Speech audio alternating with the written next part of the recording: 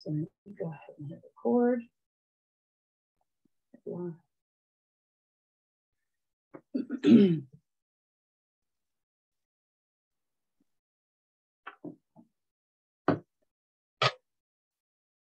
Good evening. My name is Heidi Perez. I am the membership director for the North Carolina Reading Association.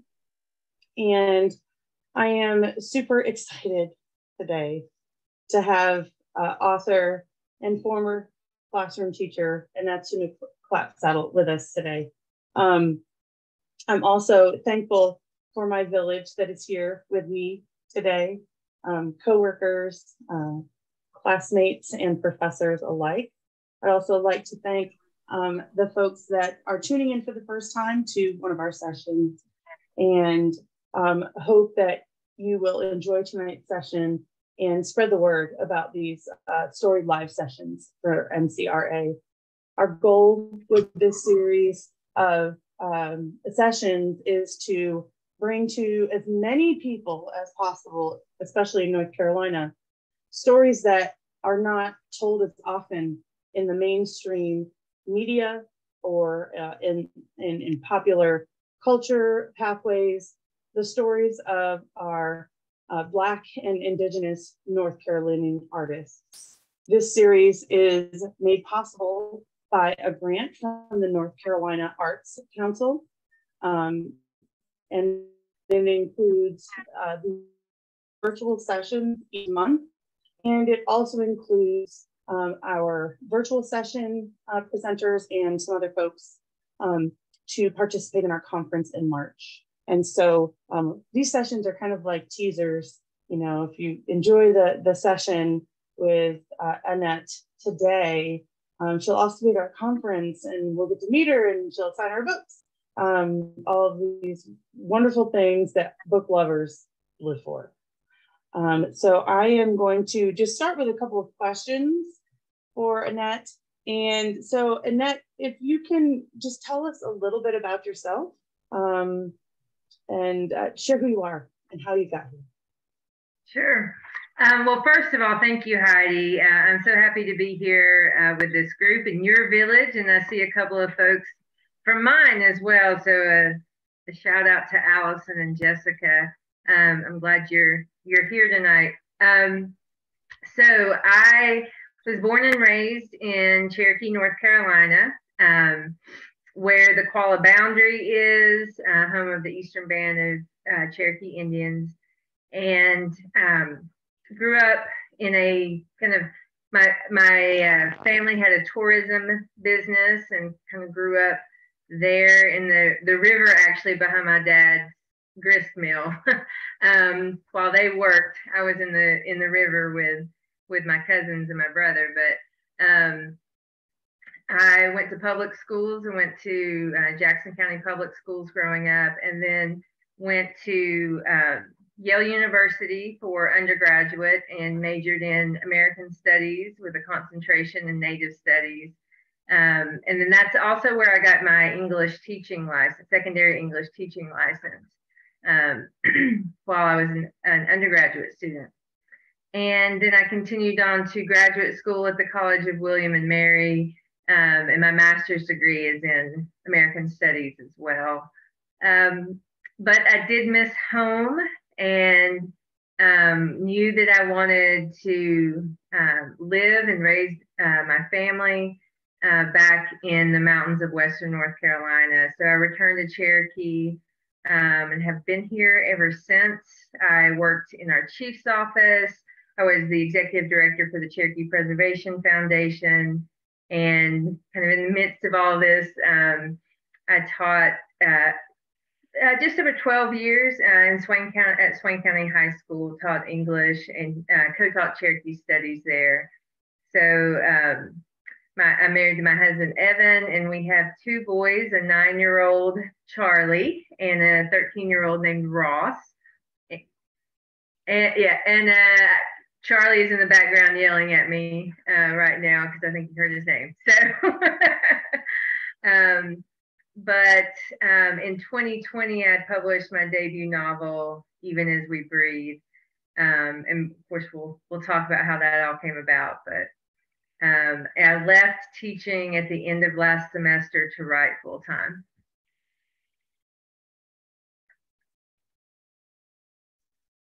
Thank you. So I'd also like you to share with the group, please just share your thoughts about the importance of not only learning about, but reading Indigenous people's stories. Sure, yeah. So my novel is the first published novel and the only published novel by a member of my tribe, by the Eastern Band of Cherokee. And that's, I think that's such a tragedy that it's, 2020, well, the book came out in 2020, right? And we've been here a while for over 10,000 years, right? And we had the first written Indigenous language in the Americas prior to the Indian Removal Act. So that to me is very sad. And what that also meant is that I never saw anyone from my community represented in literature growing up. The first Indigenous writer I remember reading was when I was, I think, in middle school or early high school, and my mom handed me a copy of one of Sherman Alexie's books. And that's the first time I realized that I could write about my authentic community. Prior to that, my first attempt as a little girl, really, I was going to write a novel, was set in Maine, and I had never even visited Maine. So, but that kind of came full circle because, as you mentioned, I taught high school for several years, and I used to talk my students through the whole business of writing. Really, of course, it's my job to teach them about the writing process, but I wanted them to know what it was like to pursue writing professionally. And so they would know when I got an email from an agent rejecting me, right? Rejecting my work that I had queried, because I would just read it to them. I wouldn't even read it first before I read it to the class. So I had several groups of students who went through the process with me. And then I had a group of seniors who were with me when I received news that the book would be published. And they were because they're AP Lit students, so all of them were freshmen in college the next year when the book came out. And I received a text message from one of their mothers, and her son's name is Colby, and he is an enrolled citizen of our tribe, and he was a freshman at UNC Chapel Hill. And he had texted his mom to say, the screenshot is a recording of their conversation. He had texted his mom to say that, Mom, I just read Annette's book. And her response was, well, what did you think of it? And he said, Mama, I've never seen myself in a book before. And when I read that, and I've told this story so many times, and I still get cold chills every time I say it. It is just a stark reminder that so many of our young people have never seen themselves on the pages of the books that we assign to them. And because of that, there is that question of, is their voice important? Is their voice a part, of this country, of this literary world? And if we use literature to really kind of play out our values in this country and cope with tragedy in this country and everything that literature does, to think about that no member of my tribe has ever been able to do that with a novel before. I'm so glad that this book is out in the world, and that now students at least have one reference point, but I'm really eager to see other authors from the Eastern Band and other Indigenous communities and underrepresented communities become more visible. Because I think to see yourself on a page is to believe that you have a place in this world.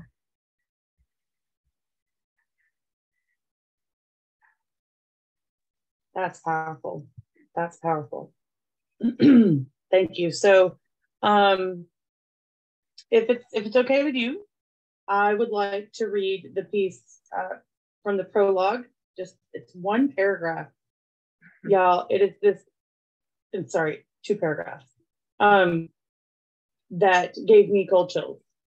So I kind of have a thing that if a character can't hook me, the book don't get me. The character, I don't care about the plot and I gotta care about the characters going through all that stuff.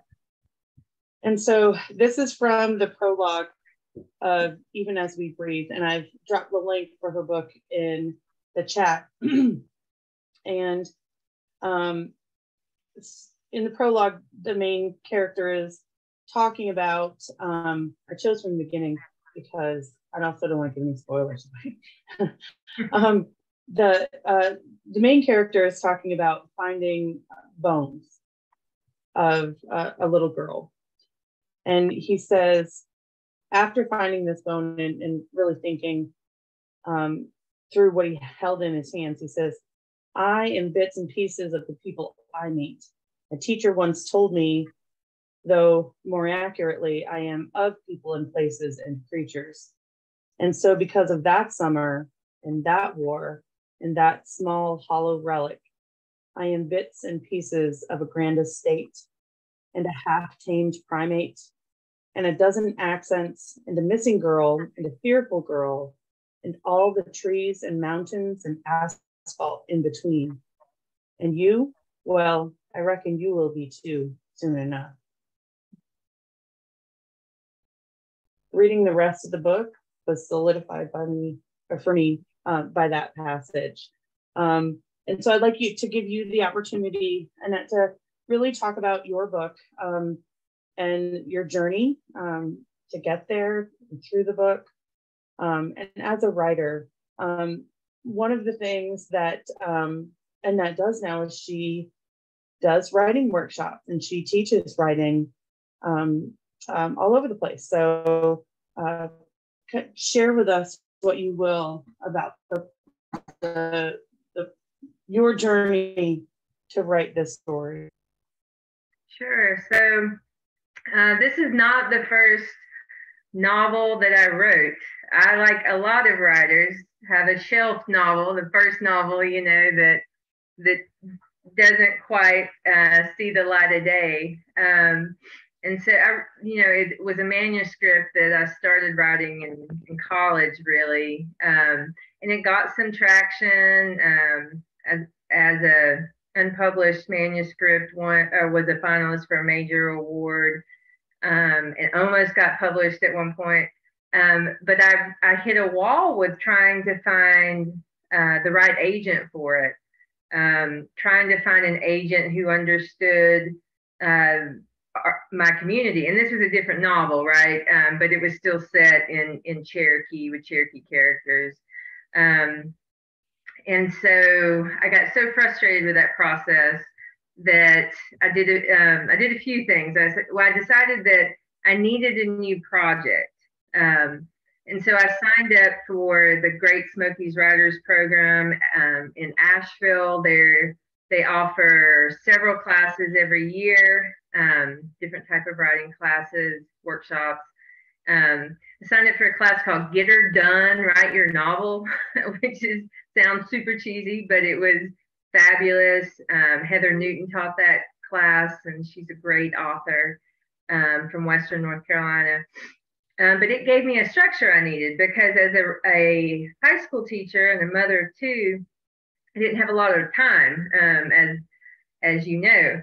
So I needed a structure that when I had small pockets of time, I could work within.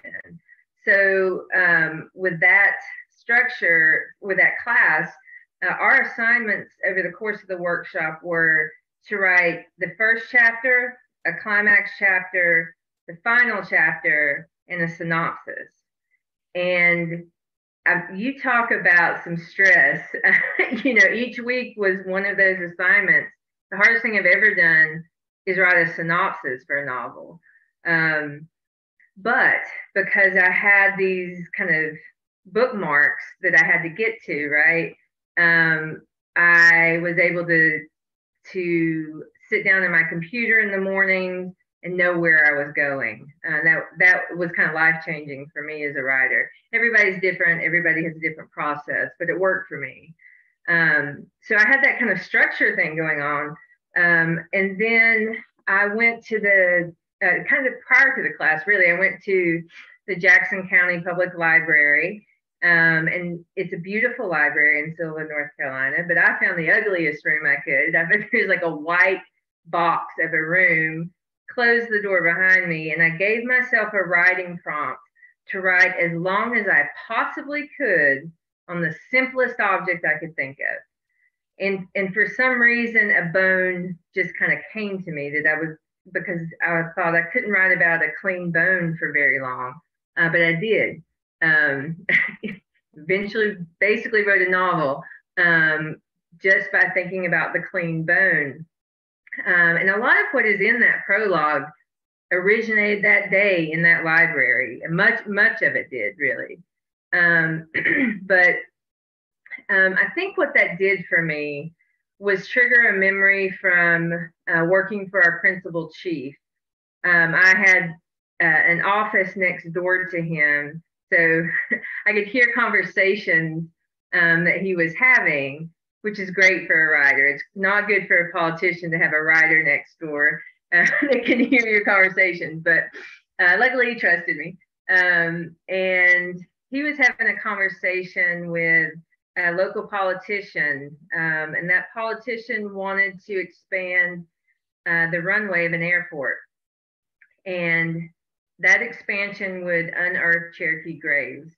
There was archaeological evidence that Cherokee graves were on that site. And in order to expand the runway, that politician wanted to dig up those graves and relocate them. Obviously our tribe was opposed to that. But sometimes it's unusual for me to think how hard that is to explain why we would be opposed to that. So when our chief said to him, "Let me put it simply, it would be like me going up to the graveyard and digging up your grandmother."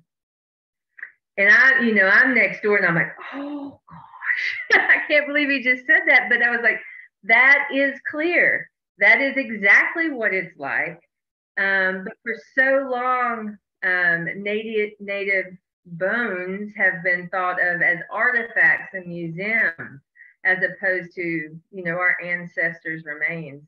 And so that I thought that was brilliant, right? How can we clearly convey to people who have misconceptions about our culture, how human we are? Isn't that awful that we have to really figure out how to convey that we're human? But so long story short, while I was writing about a bone, that story kind of came back to me. And this was about the same time that the movie Monuments Men came out, and there was an article in our local newspaper, or in the Asheville Citizen Times, not local, but that was about Asheville's role during World War II, specifically about the Biltmore estate holding precious works of art to safeguard them. But there was a paragraph about the Grove Park Inn holding Axis diplomats and foreign nationals as prisoners of war during the summer of 1942. And I found that really interesting because I'd grown up here, had not heard that history. I'm married to a historian. I have lots of historian friends. And so I decided I wanted to dig in to that story a little bit. And I just want to check before I continue, because I think I've lost Heidi, but are other people still there? I'm here. I'm just, yes. I turned my camera off. Oh, okay. Okay, good. I just want to make sure. I never know when my internet just is going to go out.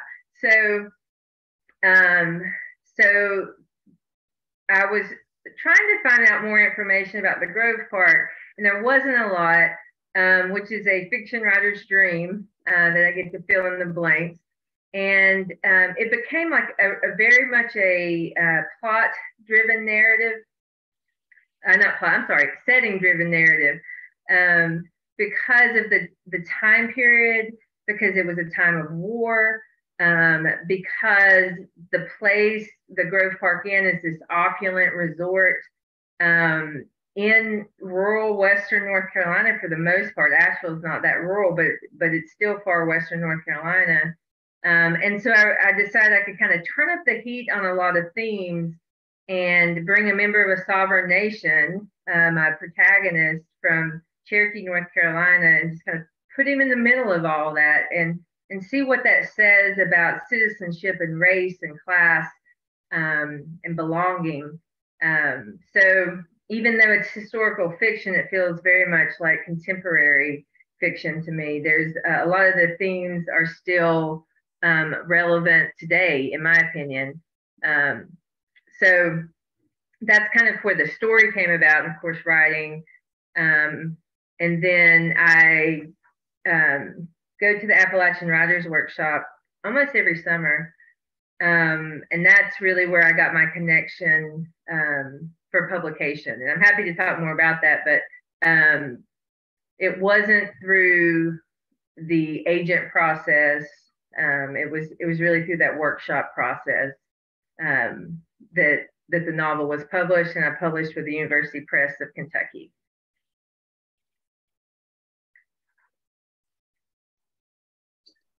That is so interesting to hear you tell about how the pieces of the story came from all different places, work and history and a little paragraph in an article.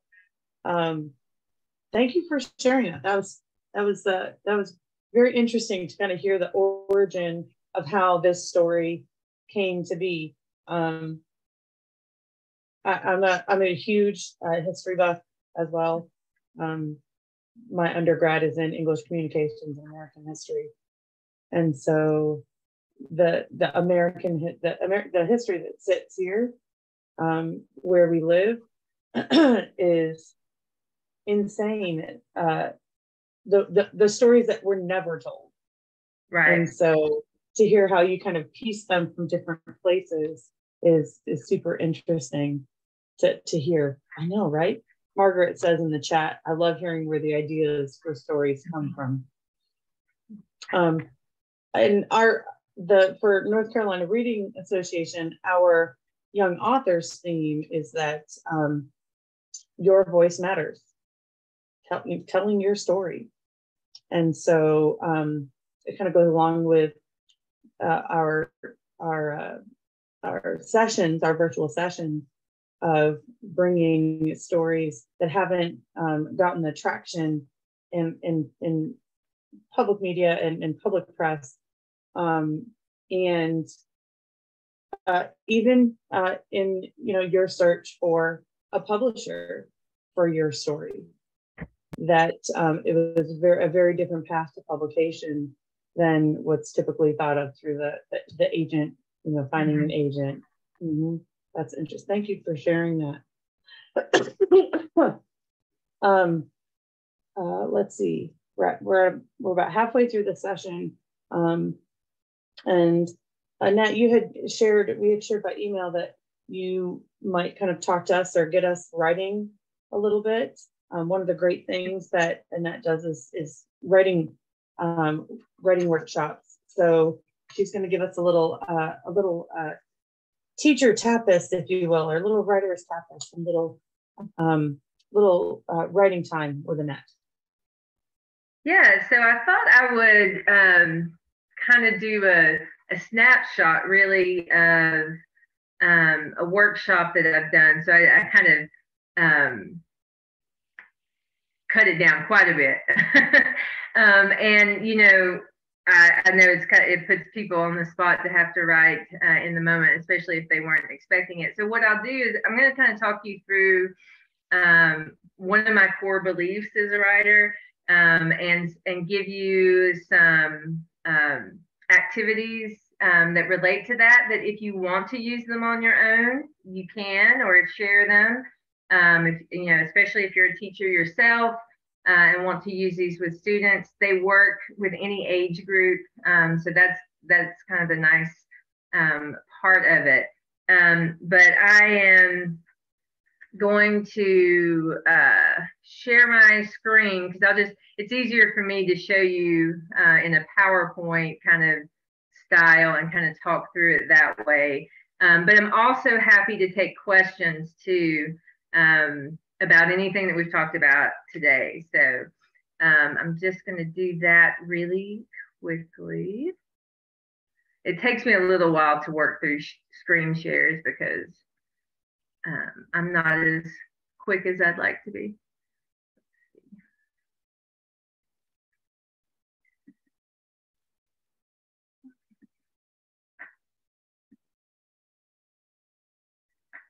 I better close that out.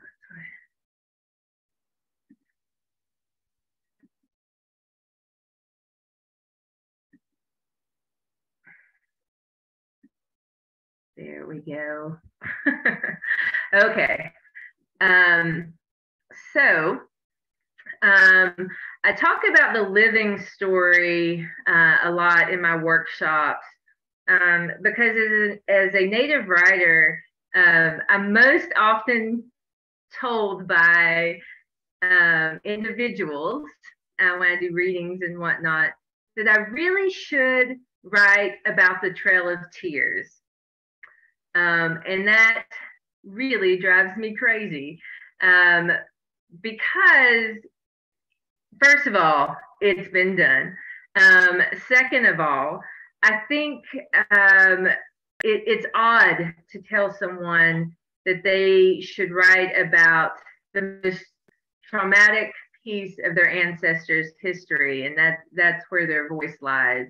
And I also think that writing about a period in history that some people even still believe signified the death of our culture, I just think that's an odd choice to tell someone to write about. You know, I'm not opposed to people writing about the Trail of Tears, but it's certainly nothing I want to do. And I want to focus on our living culture. So, Native Lit early on, and I call it the before times, right? It was largely written by non-Native people, and the characters were really flat. Some of the stereotypes were magical realism, right? That talking to animals. Well, I tell people a lot that I talk to animals every single day, but they just never talk back. So it's a bit of a stereotype. That Native cultures are all out west. You know, even when I think about my own writing community, it's harder to connect with Native writers for me than it is, for example, Appalachian writers, because so many of the published authors are out west. And that's a whole other issue in itself. And the other thing I think that is important is that law is literature, and that means that literature often influences law. And why I mention that is because I think it is critically important that we consider the impact of literature on the lives of people. For example, if you look at the language of Nathaniel Hawthorne, and the way in which he talks about Native people, it is the same language that appears in the Indian Removal Act. It is a very direct example of how these perceptions of people are carried out in laws much later. That's why I think it's so important to have accurate representation. And then, I think the biggest problem, kind of as I mentioned before, is that Native people are often talked about in the past tense. So I like to talk about, too, that identity is both personal and political. So when we're thinking about characters, right? And it's also really complex. So this is my grandfather, Osley Bird Saunooke. Sometimes I ask audiences what or who this is, right, on the screen before I tell them, and I get all kinds of guesses. They don't realize it's my grandfather. And I kind of laugh because my grandfather was Eastern Band Cherokee. He's obviously not wearing Eastern Band Cherokee clothing, but he was a professional heavyweight wrestling champion. And this was his persona. And this is how he supported his family. And while I can look at this picture in 2022 and think, gosh, I cannot believe you did this, that you wore a headdress and presented yourself in this way, I also know why he did it. And I know, that he had to make a living and he had to support his family. And so my work, I hope, focuses on creating complex characters. And all of this, I'm going to kind of skip through this a little bit, just for sake of time. But all of this is because I think when we create characters that our readers can empathize with and understand, then we make so much more of a social impact in our country. And if we're just writing flat characters, then that doesn't create the empathy, that we have to really create layered characters. And so I'm giving you a quote on the screen from Sherman Alexie. And a note here that Sherman Alexie is problematic in his personal life, but he's still a writer who influenced me.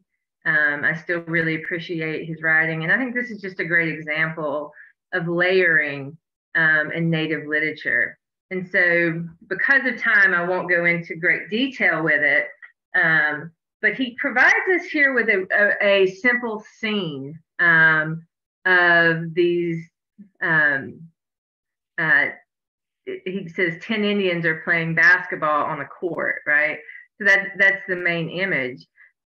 But if we dig into it, he's giving us all kinds of information about what Native literature is, what Native American literature is. And he starts off by saying 10 Indians. And if you were like me, you heard the nursery rhyme, 10 Little Indians growing up, right? And that should trigger that memory for you. When I was in high school, I was doing like a tutoring program at the elementary school that was right next to the high school. And I went with that elementary school class to their music lesson. And the music teacher had them sing 10 Little Indians. And what are you going to do with 10 Little Indians? Put them in a canoe and ship them down the river. And this was in the late 90s when they sang that song. So there's a lot of work to be done. I won't spend more time on this, but he talks about the invisibility of Native people, and also the true kind of perseverance of Native people and Native literature to be seen. Everything that I believe about writing really centers on this quote, "Great literature is felt in the body." And the reason why I think that's so important and so connected to me as a Native writer is that I think that the body is the vessel for empathy. We know that literature creates empathy, but I think that if we can show it in the body on the page, then we can be more effective. So when I say great literature is felt in the body, I think anyone who reads has had this experience. They have cried, they have laughed, they have maybe gotten a little nauseous reading something on the page, and that makes us connected as human people. So in my workshops, I talk about structure in a lot of different ways, some things that we can do to create movement on the page, because by creating movement, we create energy and connect ourselves to the body. So these are more so notes that if I were teaching a class, but I talk a lot about point of view and camera angles and zoom, because that's creating motion. And then I get real nerdy and talk about syntax and grammar. So if you're an English teacher out there, you might appreciate it. But how even these kind of structures can move readers. And if we're moving these readers, then they're feeling it in their body and creating that empathy. So to the fun stuff, I'm a mountain biker. And sometimes, for example, when I needed to write a chapter to finish out this novel, I just procrastinated and went on a bike ride with my friend who's in this middle picture here. And we rode our bikes down this beautiful trail to a river. And we always stop and swim at the river. And we went out kind of in, not quite the middle of the river, but out into the river on the outcropping of rocks, and sat and we're just talking.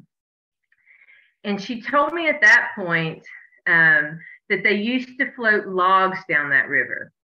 And I sat there and I looked at the river and I thought, gosh, I can't imagine what it would be like to be trapped in a log pool, or to be trapped in the river when logs are going down it. And that, in that moment, wrote a chapter for me, basically. It provided the tension I needed. And I never would have come across it if I hadn't been moving, if I hadn't gone on a bike ride, if I hadn't been out in nature. If I had stayed behind a computer, that wouldn't have happened. So as a writing teacher, it's always important for me to get my kids out of a classroom, for example, to change the space for them, have them moving physically, because it changes our perspective and often gives us what we need. So this is a paragraph that I wrote in that chapter that talks about County, who is the protagonist, being trapped in a log pool.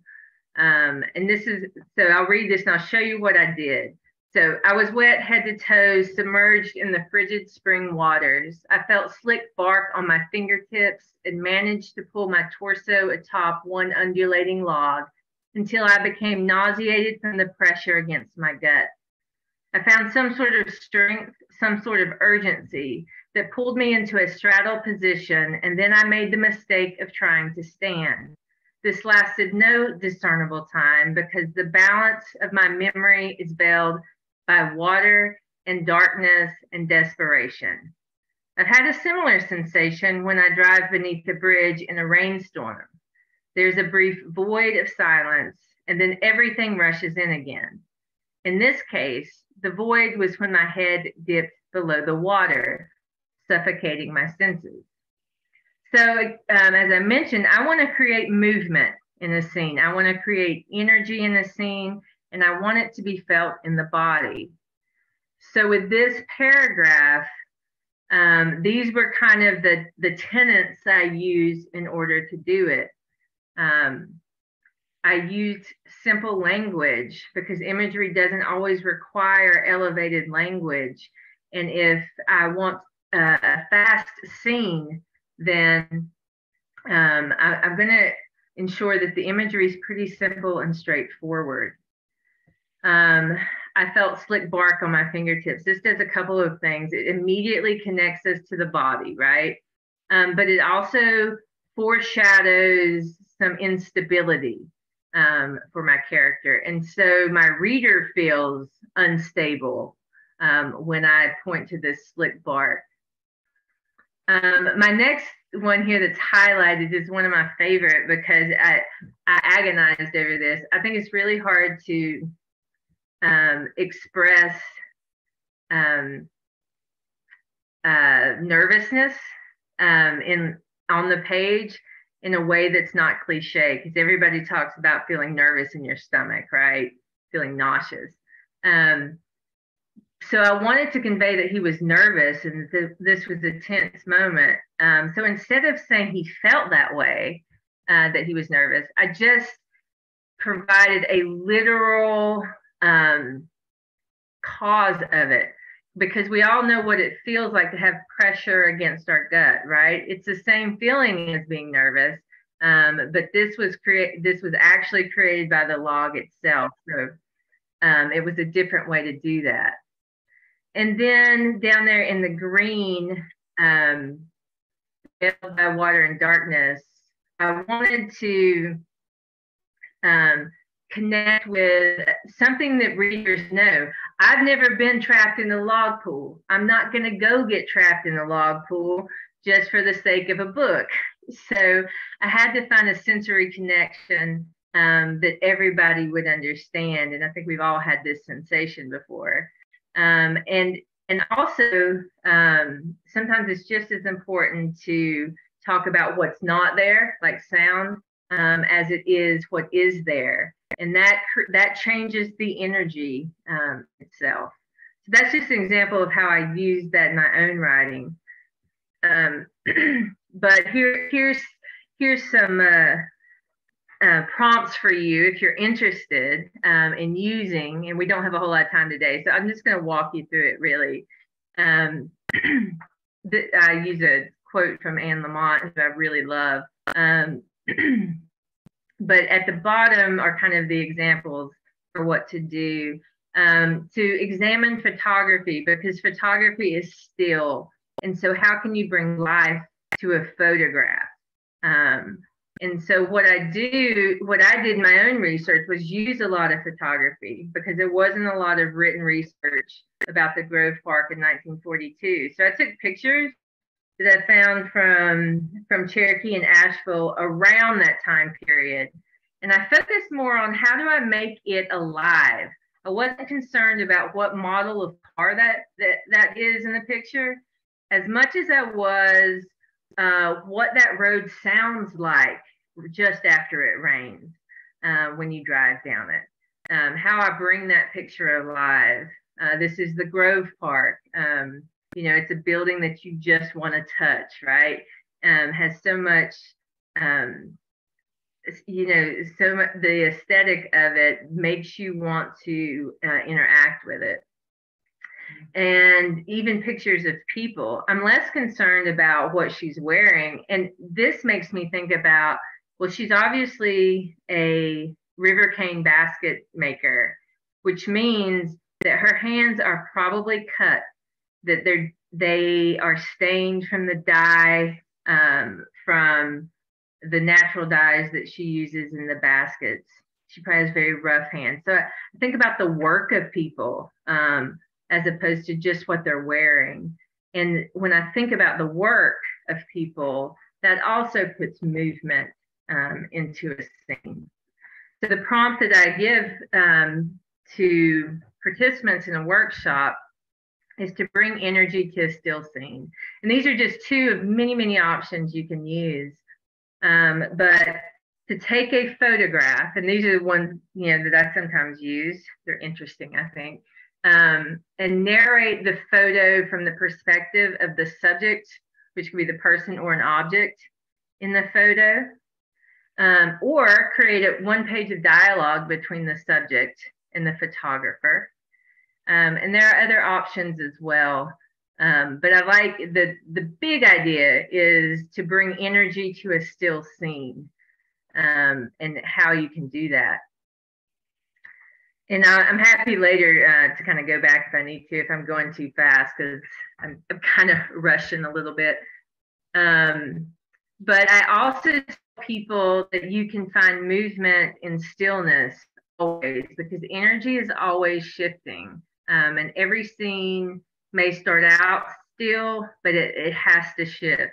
So I like to use this video because I was teaching a class at John C. Campbell Folk School, and I sat down on a hill because one of the bunnies on the screen here, there was only one bunny originally, and he or she was near the edge of that field, and I decided I would just sit and see if I could outlast the bunny, if I could sit there longer than the bunny would stay. And I sat, and this other bunny came into my view, and this is what happened. Oh my God. Yeah. It is incredible. And so I sometimes have to remind myself that especially if you get outside, then energy will happen. It's kind of a natural thing. So here's another activity for you. I'll have to, after I stop sharing my screen, I'll show you what bumblebee breath is. It's really cool, and it helps you note your surroundings better. And if you're teaching a class, especially, I would totally do this with my high school students, but I've done it with adults too. It heightens your awareness. So I'll show you in a second what that looks like. But before I turn off this presentation, I do want to show you this passage from Shirley Jackson so that I can kind of give you the full prompt. This is from the first paragraph of her novel, The Haunting of Hill House. Shirley Jackson is a master of creating movement in a scene. This is very much a personification of the house, but it's also where if you are a grammar nerd, you can nerd out, because she does it with parts of speech. So I'll read it aloud. No live organism can continue for long to exist sanely under conditions of absolute reality. Even larks and katydids are supposed by some to dream. Hill House, not sane, stood by itself against its hills, holding darkness within. It had stood so for 80 years and might stand for 80 more. Within, walls continued upright, bricks met neatly, floors were firm, and doors were sensibly shut. Silence lay steadily against the wood and stone of Hill House, and whatever walked there walked alone. When you tell students to write a descriptive paragraph, 9 times out of 10, you're going to get a lot of adjectives, or what we call dead words that don't have much meaning to them. They're not descriptive, they're not specific. And that's kind of natural. That's what how do you describe a place? Well, you use adjectives. That's not what Shirley Jackson is doing here. She's using verbs. It's pretty incredible how many verbs are in this paragraph. Due to time, I won't go through all of them, but it's the first paragraph in the book if you ever want to take a look at it. And she also uses punctuation in a really interesting way to keep the syntax flowing. We won't go through all of that. So when I do my workshops, I talk about settings that drive and how we create movement. But the purpose of all of this is to provide a feeling in the body of the reader, because I want my reader to feel empathy for my characters, not always love my characters, and not provide characters that are not complex. But I want that movement to create an energy between my characters who are representative a lot of times of the Eastern Band, and the readers themselves. So, and I think about Colby and the story that I told you at the beginning of this as well. So I have this from NPR because NPR came out to do an interview and they talked to Colby. I'm going to stop sharing here and I'll kind of talk through this. They talked to Colby and about that story about him reading the novel.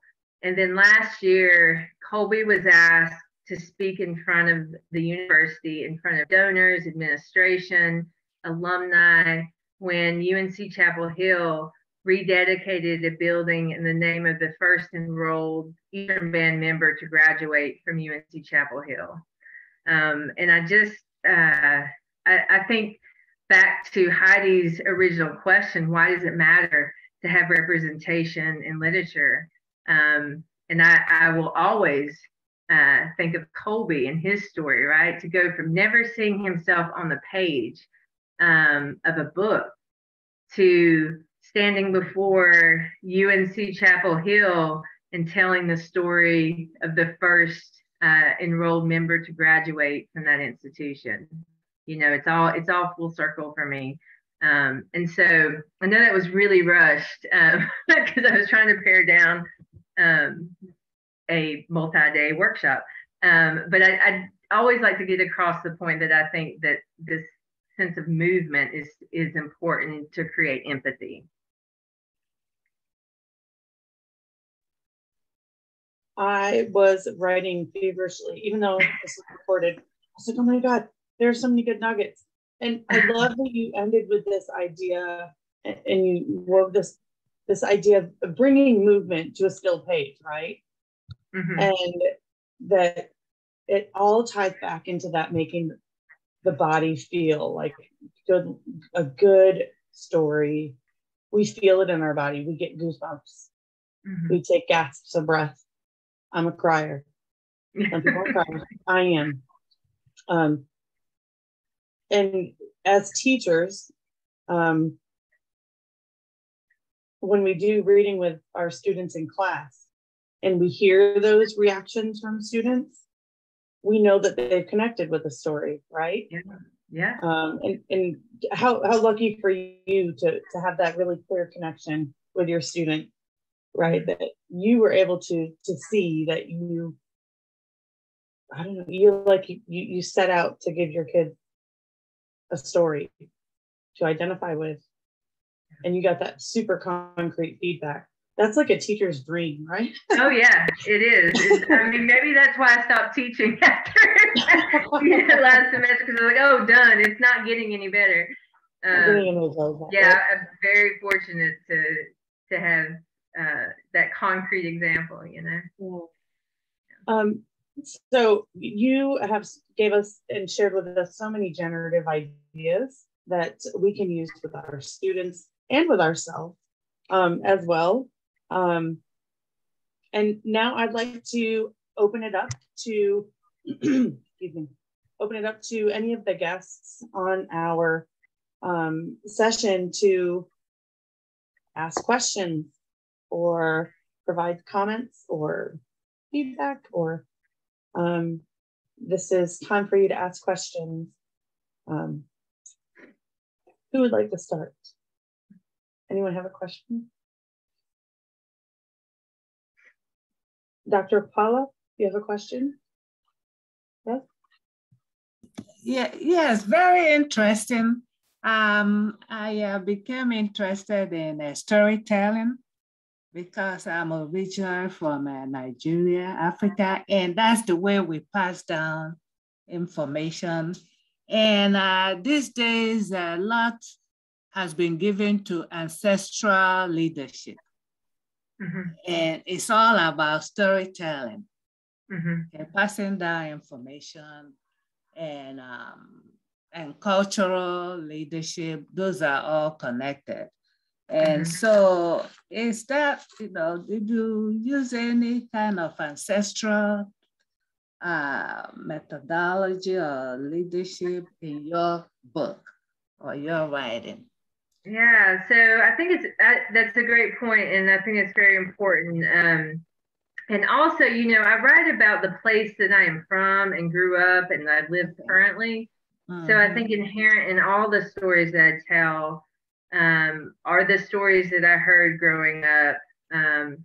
And I often take kind of nuggets from that as well. So in the book, County, the protagonist is from Cherokee, and he's mostly raised by his grandmother, Lishi.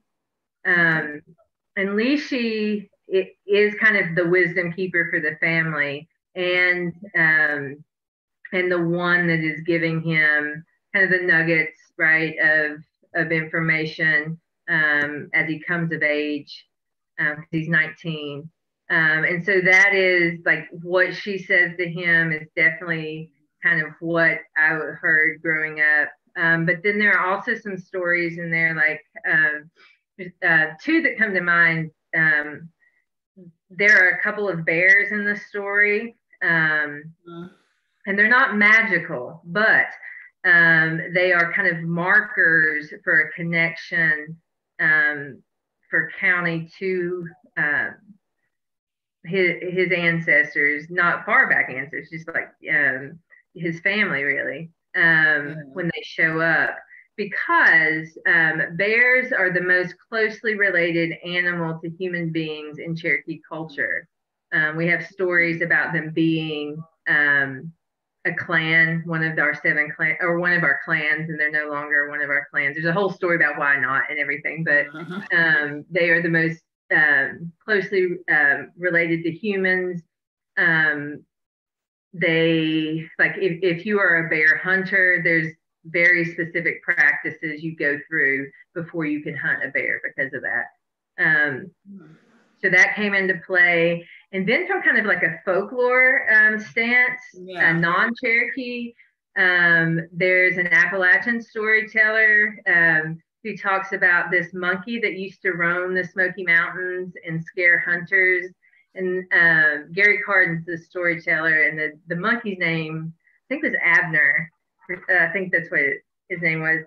And I had heard that story from Gary, and that always stuck with me. And so I refashioned it a little bit, different time frame, different name of the monkey. But yeah, and then there's the Goat Man in the book as well. And the Goat Man is a character that a lot of people in Appalachia know, actually, the Goat Man peddler. So yeah, to answer your question, yeah, it comes up a lot. And I like to use it in different ways. And the novel that I'm working on right now is really heavily reliant on storytelling and our traditional stories, and mining those values out of our traditional stories and overlaying them on a contemporary political context. So I'm like deep in that work right now. Storytelling is really important to me right now. That's interesting. Yeah, thank you. Thank you.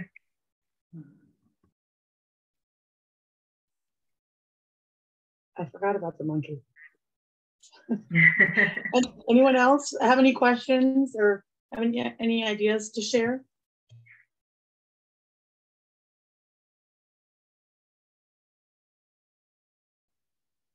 Oh, the bumblebee breathing. Oh, yes. I see the note there. Yeah, real quick, the bumblebee breathing, as it was taught to me by a choreographer and dancer that I've been working with lately with workshops. But I think this is a yoga practice. So some of you who are may be familiar with this, right? So you close your eyes and then put your hands over your eyes and you plug your ears at the same time, okay? And you breathe in, and when you breathe out while you're doing that, you hum. So this is going to look great on camera. All right, so you go.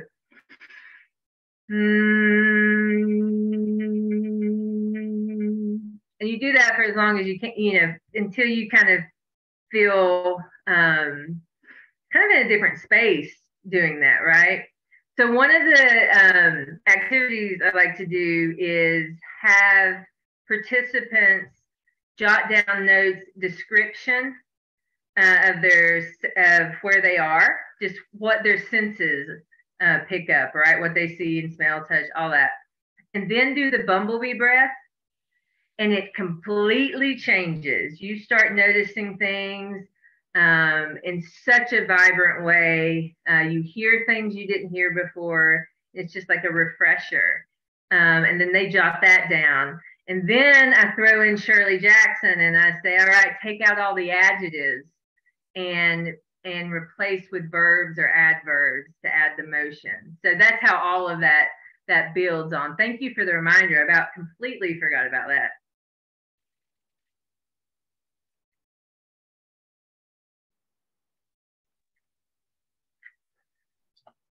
I just dropped an upcoming event that Annette has this weekend at the Hickory Public Library, an afternoon with Annette Saunooke Clapsaddle.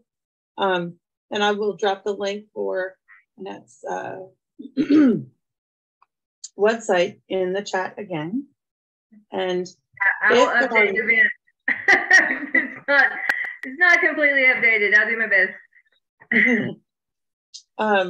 And if there are no other questions, I would just like to close our session with gratitude for all of you sharing this space with us this evening, and with gratitude for Annette for sharing herself and her stories and her family and her teaching with us, and most of all, sharing with us your perspective and your voice as a native North Carolinian. Hearing those stories from the people who need to be telling them is super important. It's super important. And so thank you. Thank you so much. Thank you. It's wonderful to meet everyone virtually. Thank you. I would like to introduce Margaret Cuthbertson. She might not be able to turn her camera on, but Margaret is association president this year, and she is super supportive of the work that we're doing with Storied Lives. Margaret, would you like to say a few words and give us a farewell?